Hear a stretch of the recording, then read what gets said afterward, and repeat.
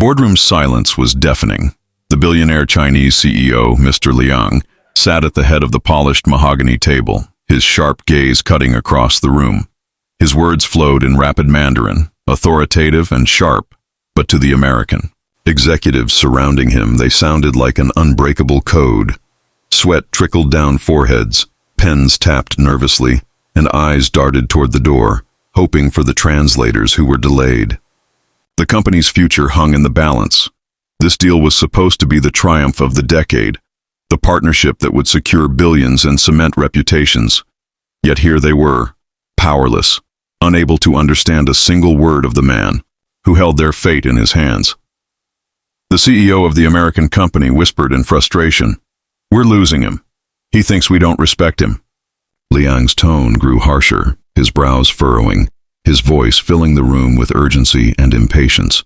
The executives could sense his irritation but were helpless to stop it.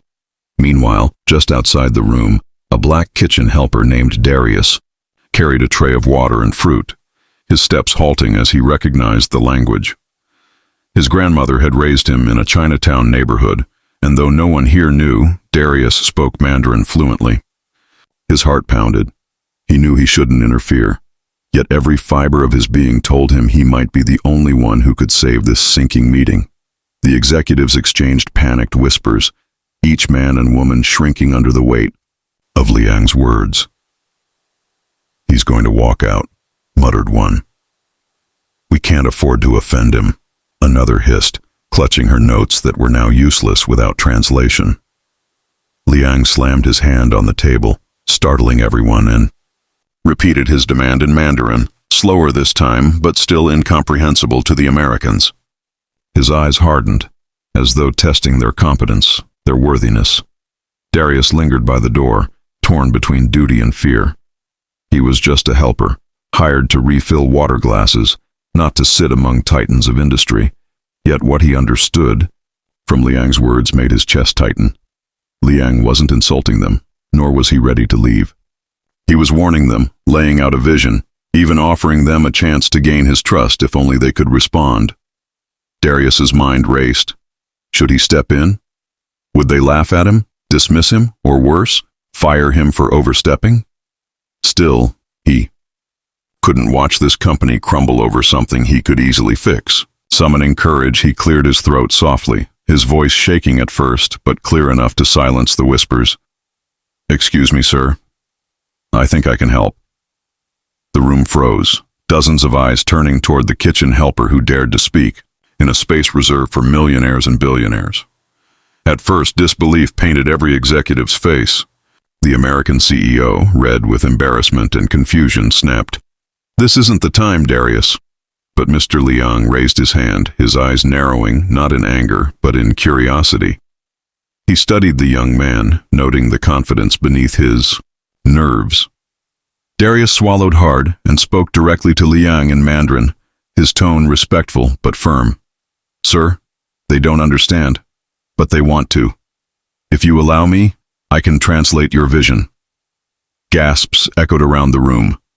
Mandarin words rolled from Darius's tongue with ease, the tones precise, his accent surprisingly fluid. Liang's stern expression cracked into something else, recognition, maybe even admiration. He leaned back in his chair, folding his arms, then responded in Mandarin, testing him. The two conversed rapidly, and for the first time that morning, understanding filled the room. Executives leaned forward, stunned, as Darius translated flawlessly, his words carrying Liang's intent without distortion. What was once chaos transformed into clarity. The American CEO blinked at his helper as though seeing him for the first time. Respect rippled across the table, but Darius's heart raced faster than ever. He wasn't just translating, he was now holding the bridge between two empires, and one wrong word could collapse it all. The atmosphere shifted drastically. As Darius continued to translate, the executives hung on his every word, their earlier arrogance stripped away. They realized this young man, whom they had overlooked for months, carried the key to their salvation. Liang's tone softened as he explained his concerns. He didn't want just profits. He wanted partnership, trust, and cultural respect. Darius delivered the message with grace, ensuring no nuance was lost. He described Liang's vision of expanding into international markets, building schools in rural communities, and creating jobs for thousands. Executives scribbled furiously, finally understanding the depth of the deal. For Liang, this wasn't just business, it was legacy. And Darius felt a strange pride swelling in his chest as he gave Liang's words life in English. Yet beneath the pride lingered doubt. What would happen once the translators finally arrived? Would they dismiss him, erase his contribution, or even punish him for speaking out of place? He pushed the fear aside, focusing on the weight of Liang's words and the awe in the room. For once, the helper wasn't invisible, he was indispensable. By now, the executive's skepticism had turned into reverence. They couldn't deny Darius's command of Mandarin or the way Liang responded to him with genuine respect. It wasn't just translation. It was connection. Liang began sharing personal anecdotes, stories of his childhood in a struggling village, of nights when his family survived on scraps, of promises he made to himself never to forget his roots. Darius conveyed these stories with the same raw emotion, his voice trembling at times, making even the wealthiest executives in the room feel humbled. For the first time, they saw the billionaire not as a cold, calculating tycoon, but as a human being shaped by hardship. Liang, in turn, noticed the spark in Darius's eyes, the empathy that colored his translations. It wasn't mechanical. It was soulful. Something unspoken passed between the two men, an understanding that transcended status. Liang asked Darius directly in Mandarin, "Why do you know my language so well?" Darius hesitated, then admitted, "My grandmother raised me in Chinatown. She taught me to respect every word, every tone, because language is more than words, it's connection." Liang's face softened, and a faint smile appeared. The meeting stretched on, and with each passing minute, the balance of power subtly shifted. The American executives no longer controlled the room. Darius and Liang did. Every negotiation, every clarification flowed through the helper's mouth, and his translations shaped the future of the deal. Liang's respect for him grew, evident in the way he directed questions to Darius instead of the CEO. Some executives felt a sting of humiliation, realizing their multi-million-dollar degrees and polished resumes meant nothing in this moment compared to the wisdom of a kitchen worker. But others looked at Darius with gratitude, silently acknowledging that he had saved their company. Meanwhile, whispers began among the staff outside, rumors of the kitchen helper speaking fluent Mandarin to the Chinese billionaire. Some thought it was a joke. Others pressed their ears to the glass, wide-eyed. For Darius, the room felt both empowering and dangerous. He was stepping into a role no one had prepared him for, and the higher he climbed in this moment, the further he could fall if things went wrong. Still, he kept going, guided by something bigger than fear, a sense of destiny. When the translators finally burst into the room, flustered and apologetic, they froze at the sight before them. The billionaire and the kitchen helper were engaged, in fluid conversation, executives hanging on every word. The lead translator adjusted his glasses, confused, while the other glanced nervously at the CEO, unsure whether to intervene. Liang waved them off with a dismissive gesture, declaring in Mandarin, "We don't need them. He's enough." Darius translated this softly, and the words hit the executives like a thunderclap.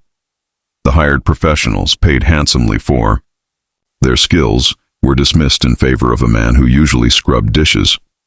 It was an unthinkable reversal of hierarchy. Some executives smiled in relief, others shifted uncomfortably, their pride wounded. Darius himself felt torn, grateful for Liang's trust but terrified of what would come once the adrenaline faded. Yet Liang was unwavering, and the meeting rolled on. Together, they finalized the core of the deal, a partnership that promised innovation, philanthropy, and mutual growth. And through it all, Darius never faltered.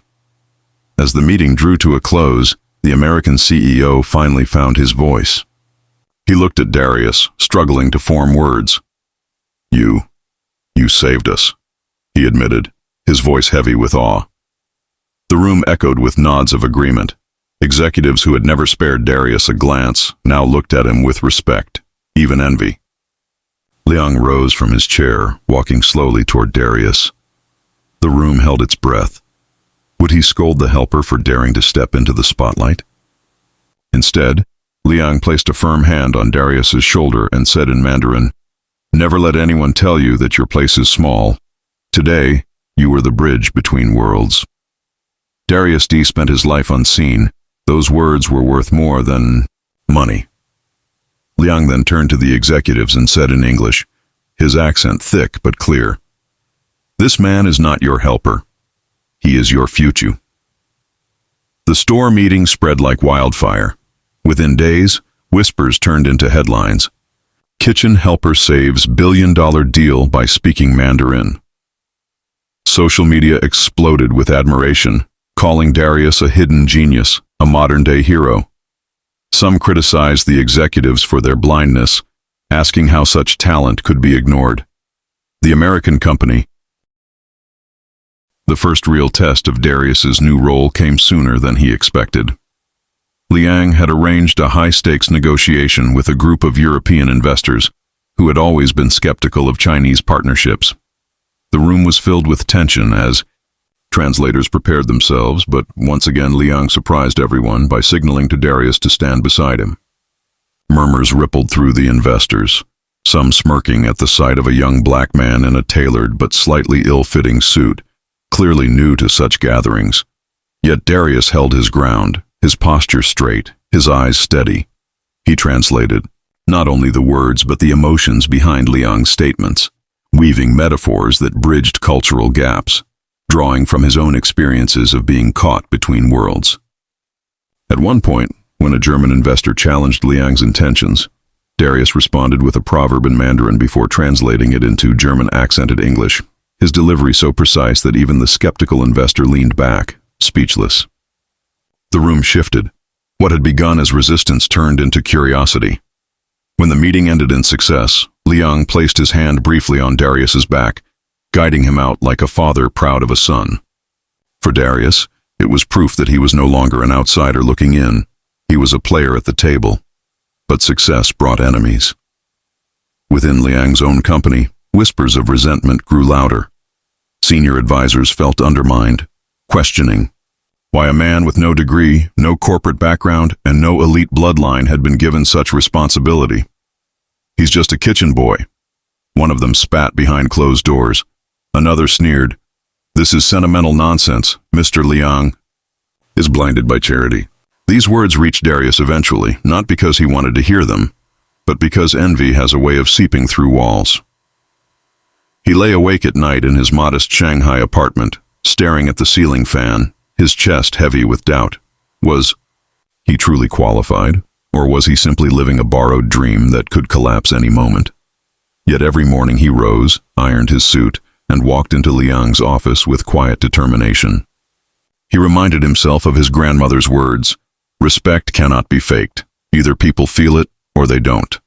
And when Liang greeted him with a nod of trust each day, Darius chose to believe that his place at the table was earned, not gifted. Still, he could sense the storm brewing, and he knew sooner or later he would have to face it head-on. The storm arrived during a shareholders' assembly broadcast live across Asia. Liang had tasked Darius with opening the session by delivering a brief translation of Liang's vision for the company's future. It was a symbolic gesture, but one loaded with meaning as thousands watched online. Darius stepped up to the podium, his palms sweating, lights blinding him, cameras zooming in on his every movement. He began in Mandarin, his tones clear, his rhythm confident, before transitioning to English with eloquence that surprised even him. The crowd listened intently, murmurs fading into silence. But just as he hit his stride, one of the senior advisors interrupted, standing abruptly to challenge him. "Who are you to speak for us? You are not an executive, not a shareholder, not even Chinese by blood. This stage is not yours." Gasps erupted across the hall, social media feeds buzzing instantly with clips of the confrontation. Darius froze for a split second, humiliation threatening to crush him. But then he remembered Liang's hand on his shoulder, the trust in his eyes. Straightening, he replied in flawless Mandarin, "Respect does not require bloodlines. It requires understanding, and understanding is what I bring." The hall erupted in applause, drowning out the advisor's protest. Liang rose slowly and clapped, his face unreadable yet proud. That moment went viral overnight. Hashtags praising Darius flooded Chinese and international platforms. Respect has no color. Language eyes power. Bridge not barrier. News outlets ran features on the kitchen helper turned cultural diplomat, while critics doubled down, accusing Liang of theatrics. Some claimed Darius was a publicity stunt, a symbolic token to win Western favor.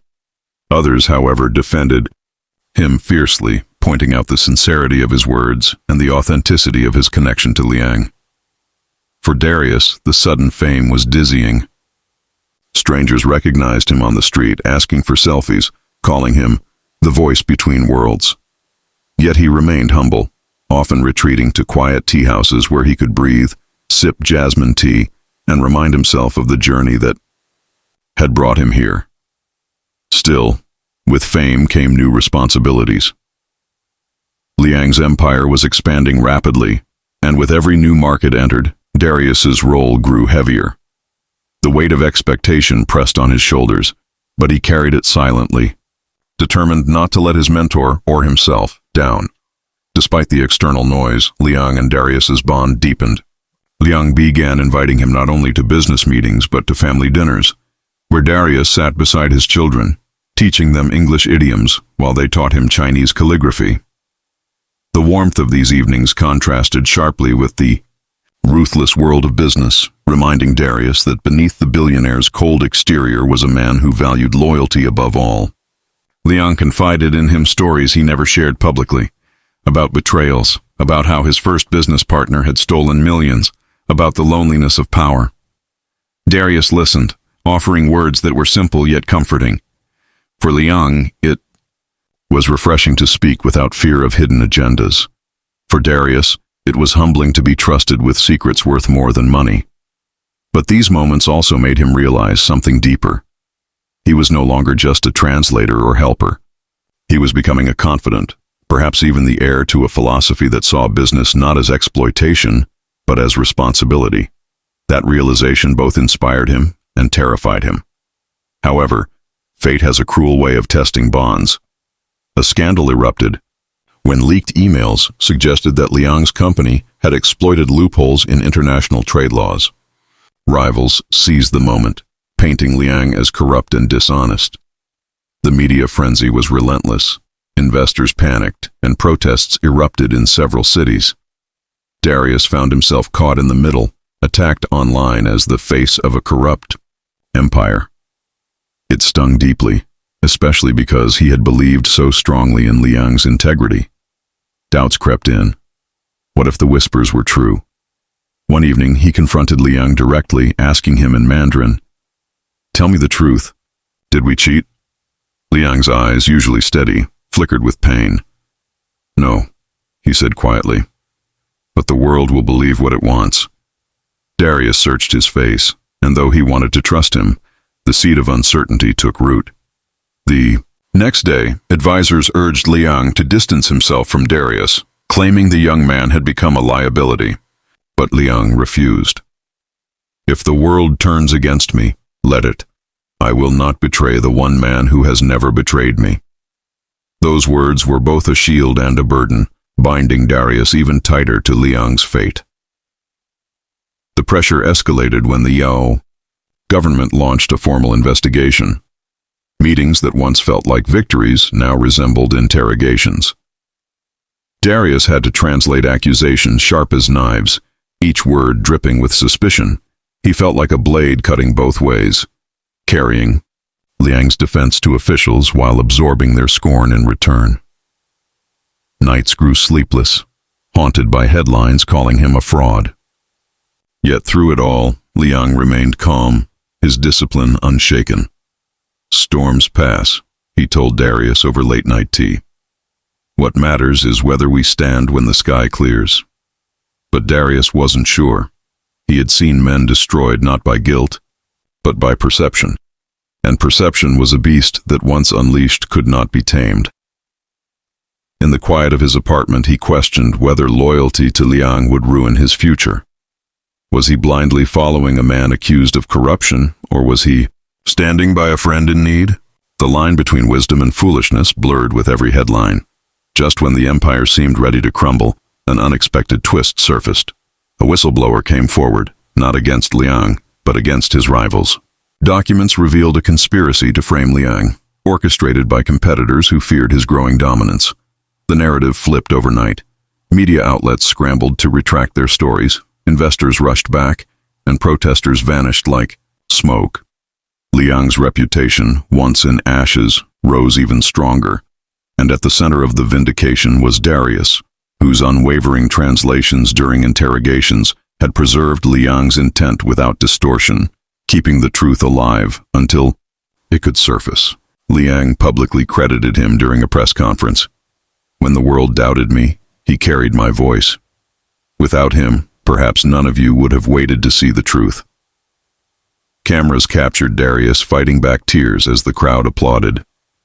It wasn't just vindication for Liang, it was redemption for Darius, proof that his loyalty had not been misplaced. The orgy,